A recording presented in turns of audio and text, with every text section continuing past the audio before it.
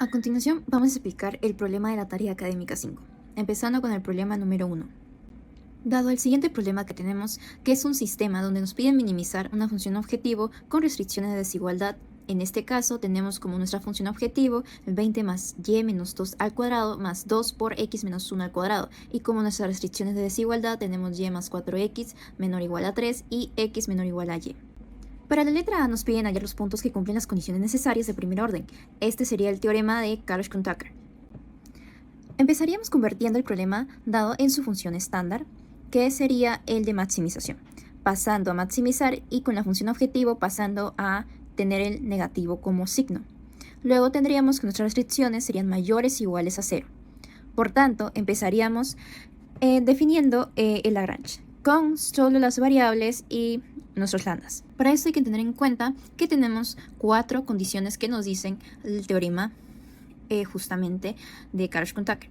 En esto, la primera nos dicen que las derivadas tienen que ser solo con las variables. Los lambdas no tienen nada que ver ahí. En la 2 nos dicen que ambos lambdas tienen que ser sí o sí mayores o iguales a 0. En la 3 tiene que ser que la restricción multiplicado con el lambda respectivo tiene que darnos igual a 0. En la 4 tenemos que nuestras restricciones tienen que ser mayores o iguales a 0. Para resolver ese problema de manera sencilla, nos vamos de frente a la condición 3, que justamente es donde es igual a 0 y pues tiene un problema no tan grande, es corto, por lo que podríamos ahí poner casos en donde los lambdas podrían ser mayores a 0 o iguales a 0 o intercalado. Y así empezamos con el primer caso. En el caso donde ambos lambdas son mayores a 0, simplemente eso también deduciríamos que nuestra restricción es igual a 0. Por tanto, hallaríamos los valores de x y y. Y esto, al reemplazarlo en una de las primeras de la condición, simplemente pues nos damos cuenta que el lambda nos daría un valor. Y justamente eso lo volveríamos a reemplazar para hallar el lambda 2. Pero nos damos cuenta que sale negativo, por lo que esto contradice con la segunda condición que nos dicen que los lambdas tienen que ser sí o sí mayores o iguales a 0. Por lo tanto, no cumpliría.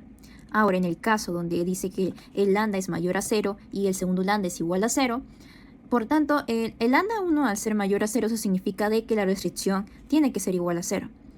Por tanto, hallaríamos que y nos saldría justamente todavía una ecuación sin valor.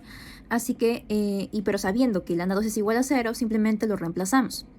Lo reemplazamos en las dos primeras de la condición y simplemente hallamos de que el valor de x y después de x también hallamos el valor de y.